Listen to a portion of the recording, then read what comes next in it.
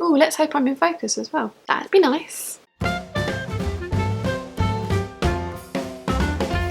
Hey peeps, welcome to another video. Today I'm going to be doing my June lookbook and it is the 25th of July.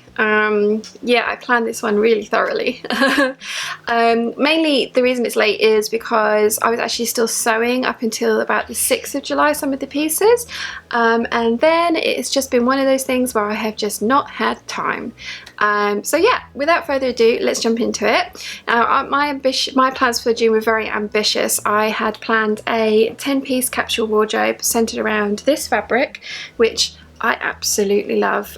It's called Snake Corsage and I got it from Cotton Reel Studios, and I know they've sold out of it. I don't know if you can get it anywhere else. If you can, get your hands on some of this, it's awesome. And I knew I wanted to do the Vogue V8 577 shirt dress, as I'd made it for a customer last year and I loved it on her, and yeah, it's my new favourite dress. It's awesome. I'm already planning another one, and if you watch my vlogs you'll know I caved and bought fabric before my fabric buying ban was over, but that was for another one of these dresses. I filmed all of the pieces and I tried to put all the pieces that work together on together, so I'm going to put that all down here for you to have a look at. So obviously the very first piece and statement piece is this dress. I did make a toile up of this. I sewed it with the 5/8 of an inch seam allowance. It was very tight. Given that I want to lose weight, I was tempted to sew it up at that size, but I decided to use 3/8 of an inch seam allowance all over. And there's the side seams and the back seam, so that gave an extra an inch and a half of room, and it's definitely one of the most comfortable dresses I have. It should be very easy for me to go back in and just sew the seam allowance back to what it should be when I do lose weight, because I haven't attached the lining to the dress waist at the points that it mentioned in the pattern as yet, because I knew I'd want to go in and do that. This dress is very fabric hungry. I had 5.5 meters. I've managed to get this dress linings for the Lupin jacket and facings for the skirt and the trousers out of it. I have some scraps left. I had enough left to cut out the lining of a necessary clutch wallet, the large one, and I have enough scraps left to make a headband, which I've not done yet, but I will do. And also I have sent some off to have a belt made, which I haven't got back yet. Yes, this dress is fabric hungry, but you will end up with some decent size scraps for using for other projects and things like that. You could definitely get some facings for, or pockets for jeans out of that, which I have some left over, which I might use for my ginger jeans when I make them at some point this year. I love this dress. I'm so in love with it. I love the pockets. The pockets are huge. They're a really fun detail. You could definitely have fun playing around with using different colours on that. I've obviously made the sleeveless collarless version, but I'm planning a version in black crepe with a white collar on it with some embroidery on the collar. Maybe I'll put sleeves on that one as well, so I might do something with the pocket detail on that one just to bring that out. But yeah, so happy with this dress, love it. So like I said, I planned this capsule collection around this statement big piece, this big dress, and I knew I wanted to make myself a denim jacket. And the idea was that this one was supposed to be embroidered, but as you all know if you follow my vlogs, my embroidery machine is not my friend at the moment, and it's going to go and get fixed next month, and I should be embroidering up a storm then.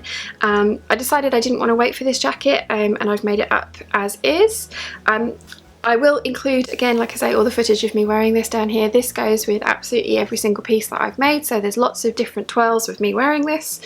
I lined it, as I mentioned, in the Snake Corsage cotton lawn, but I learnt my lesson from the last one, and I have done the sleeves in a slippery lining fabric, which has worked really well. This denim is 4-ounce denim from Minerva Crafts, and it's probably too light for this jacket. Which is probably a good job that I didn't want to embroider it, because I think I would have had a real struggle with not getting puckers on these pieces. But I plan on making another embroidered denim jacket in a heavier weight denim, and it probably will be a Lupin, although I have got Gertie's pattern. But yeah, I just love this pattern so much. So that was the little coat that I made to go with it, and as you have seen, it goes with everything that I made, so I really like that, and I have worn that a lot. So the next piece I made was the Sew Over It Ella cardigan, well, Ella top, but I made it in a knit fabric, so I'm calling it a cardigan. I've added cuffs to this one. It's out of this green textured jersey that I got from the textile centre, and I've had in my stash for quite a while. I think I had 3 meters of it, and I've definitely got enough left over to make something else. I was planning on making an Astoria, but I decided against it. As you will have seen, or as you are seeing now, this again goes with every single piece.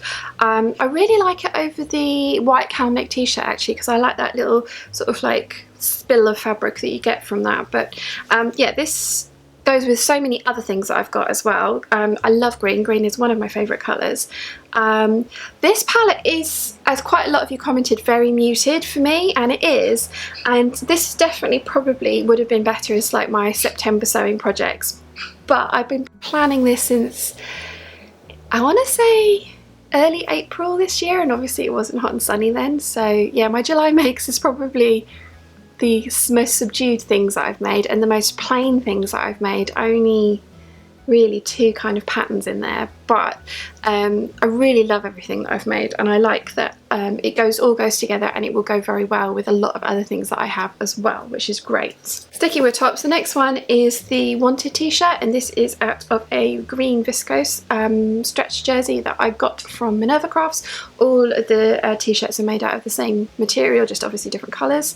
Oh my god, I love this neckline. I love it so much. As you can see, this goes really well with the trousers and the skirt that I made.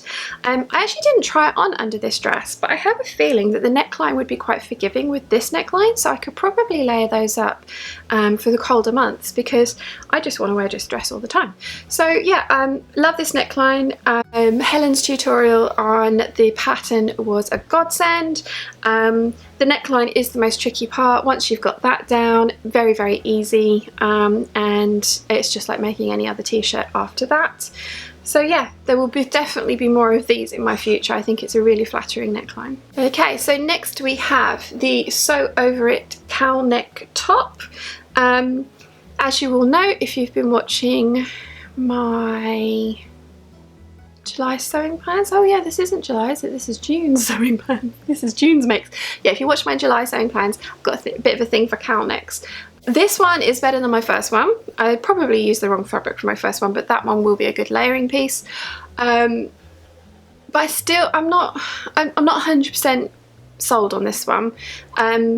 However, I really like it under the Ella cardigan, and I think it looks lovely with the skirt and the trousers that I've made. So I'm really pleased with this for what it is, but I do think I'm still in search of the perfect cowl neck t-shirt. Last but not least, for t-shirts, is this black viscose Sewaholic Renfrew with the V-neck. I have shortened this from the last time I made it, which is much better for me. I'm still going to take a smidge off of the hips. It's a loose fitting t-shirt, it's not a tight fitting t-shirt, and I kind of like that. I am going to try and find myself a tight fitting t-shirt pattern that I love.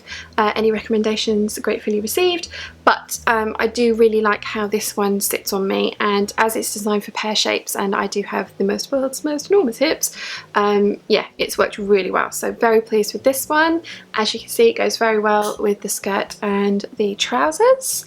Okay, the final top I made. In theory, I love it, but you won't see any footage of me wearing it because it does not suit me. It's the Sea Change top, and I made it in this khaki see-through jersey from Minerva Crafts, which is awesome. I love the idea of this top, but it just doesn't look right on me at all. Thankfully, somebody at work loves it, so I shall be donating it to her. But yeah, I did make this, and I probably will make more of these, but I think I'll make them in wovens, and I'll make them out of really, really drapey fluid fabrics, and give that a go rather than this slightly sort of more structured jersey that's, yeah. But thankfully somebody at work likes this, so I can give that to her. So next up, I've got the textured leather look black jersey from Minerva Crafts, and I have put together the wanted t-shirt with the skirt from the M6754. I think I've got that right. Matte or make, I should get that right. Because I love this neckline so much. This I will need to tweak a bit because I made the bodice too long, but I thought I'd rather err on the side of caution and make it too long than too short. So I need to take the bodice off the skirt, trim that a little bit, and then reattach it. And I think when I do that, I might just nip in, because use a 5/8 of an inch seam allowance for this instead of the 3/8 that the pattern calls for. Because it is just a little bit loose on me, but other than that, I love this. I am so happy with this, and I will definitely be making more of these because this neckline is just so gorgeous. I love it so much. Onto the bottoms of the capsule wardrobe. I made a 5-panel circle skirt from the 4-ounce denim from Minerva Crafts. I lined, as I mentioned earlier, I did the facing for the waistband in the snake corsage lawn just because I had enough of it, and I just like that it tied it all together as well. This, as you can probably see in the footage that I'm showing you now, is too tight on me. I can get it zipped up. Don't think this visible zip. I was very happy with it looking at it here. Might need to resort that when I've lost a bit of weight. But yeah, this, I mean, like a denim circle skirt, I have one, but it's the world's shortest one, and it's a much heavier denim from Topshop, which is definitely going to get donated in my wardrobe cull. But yeah, this is a beautiful fabric. I like how floaty it is. I like that it looks like denim, but it's a much lighter weight. Really pleased with this one. Probably will still make a heavier weight denim skirt and jacket at some point, but really like this. I don't know when it was decided that denim goes with everything, but denim goes with everything, so I just really like it with all the tops that I've made as well. So yeah, I'm really pleased with that one. And then finally, for the capsule wardrobe, I made a pair of wide-legged trousers from a black crepe from Ditto Fabrics. Again, I have lined or done the facing with the snake corsage cotton lawn, and both of those I didn't need to because the fabric was so light. I could have used this, the same fabric on the inside, but I just like the idea of it. These are awesome, and this fabric is amazing. I love it. I want to get some more of this, like I said, to make another one of these dresses with the collar detail. When I made my black circle skirts out of crepe, I was like, oh, I don't know how much wear I'll get out of them because I like colour and all the rest of it, and I wear them quite a lot. So I thought I'd get quite a lot of wear out of these. I've been trying not to wear them too much because obviously I don't want to feature them in the vlog before I've done this, but then I'm doing this so late in the month that, yeah, I've worn these a few times and I will be wearing these many more times. Brilliant. And this pattern is something that I traced off of a pair of it was a ready-to-wear jumpsuit from Dorothy Perkins, and I just loved it. You've seen me wear that quite a few times, and I just kind of yeah, used that as the base for the pattern for these. Although the holly trousers from By Hand London will work really well, the palazzo pants from the Great British Sewing Bee sewing book would work really well, and there are loads of other ones on the market. There's a new culotte pattern that came free with a magazine that's going around. Just lengthen that would be perfect.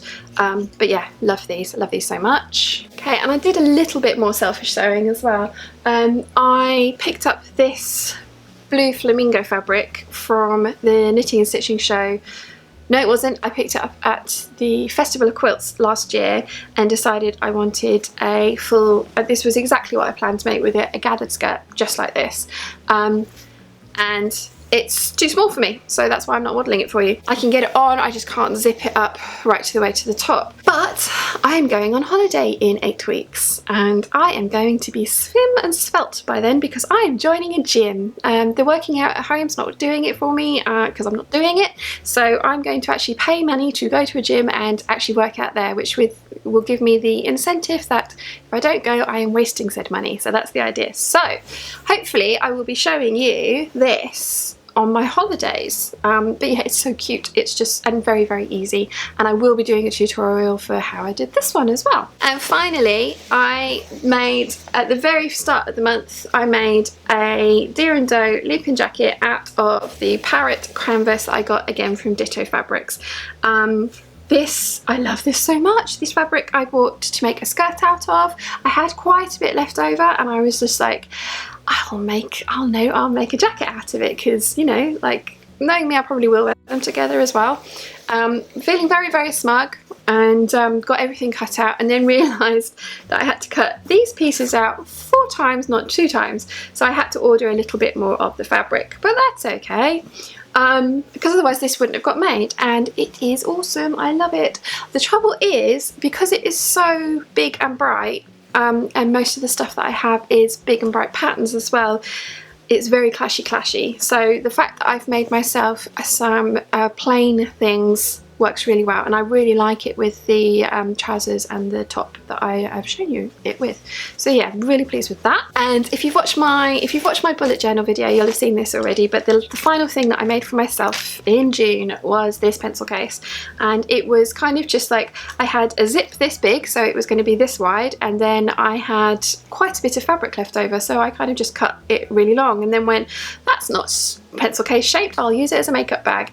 And then I remembered that I have all of the stationery, so actually it works really well as a pencil case, so I'm really pleased with that. So that's all the selfish sewing I did this month. Let's move on to the commissions. I had a lovely customer, George. I'd made his wife a dress at Christmas and a bag, and he had come back and asked me to make another necessary clutch wallet for a 21st birthday present. So I've done that. Hopefully I have a photo to show you. I also did 2 things for Big Bird. So the first thing that I made for Big Bird was this skirt, and I got all these done. I basically have an agreement with my family that you buy the fabric, I'll make the thing, you just tell everyone where you got it. But you also are at the bottom of the queue, so customer orders come first, and funnily enough, so does selfish showing.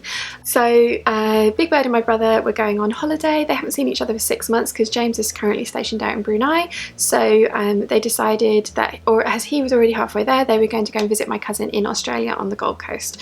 And so Big Bird said, please may I have for my holiday? And it was like, yeah, that's a pretty good reason. So I had, I think I've actually got another length of fabric floating around. No, in fact I've got 2, but I had these 2 lengths of fabric, one of which is the Michael Miller regatta print, and the other one is the Michael Miller Cabbage Roses border print in the grey colourway.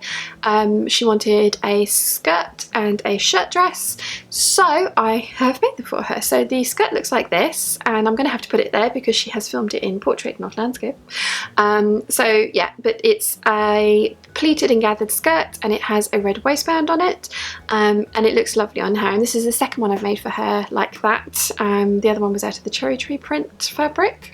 And then also I have made her a McCall's M6696 shirt dress, and I was a bit nervous about this one because all I had was her measurements to go on. I didn't have her here for a fitting, because usually I would at least make a muslin of the bodice to make sure that it was fitting everywhere there. But this one I was literally just going by her measurements, and I'm really pleased with how it's turned out, and Nia really likes it as well. She wore it out to a fancy dinner, as you can see here, and she said it's really comfortable because it's not too tight and it's not too loose, it fits brilliantly, so I'm really pleased with that. Incidentally, that is also the dress that I filmed the sew along footage for, which my laptop is currently holding hostage. I'm re-editing that, and the sew along will be up soon, I promise. And so the final thing that I got done in June was a prom dress for the lovely Hannah. It was a butterick pattern that I cannot remember the name of off the top of my head, but I will put a picture of the pattern up here.